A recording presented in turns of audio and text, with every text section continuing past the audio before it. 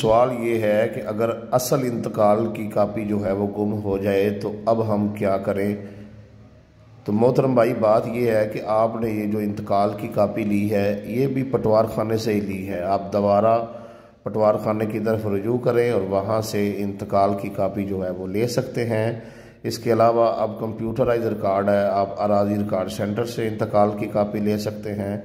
इसके अलावा हर ज़िला में एक मुहाफ़िज़ खाना होता है जहाँ ज़िला भर की तहसीलों का रिकॉर्ड जो है वो महफूज होता है। आप वहाँ से जो है इंतकाल की कापी ले सकते हैं।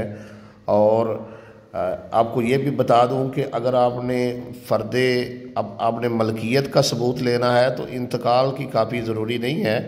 आप फ़र्द बराए रिकॉर्ड भी अगर निकलवा लेते हैं तो वो आपकी मलकियत का सबूत होगा और आप जब चाहें जितनी चाहें कापियाँ ले सकते हैं। वो पाबंद हैं आपको आपका रिकॉर्ड की कापी देने के। तो इसमें किसी किस्म की कोई जो है वो परेशानी नहीं है।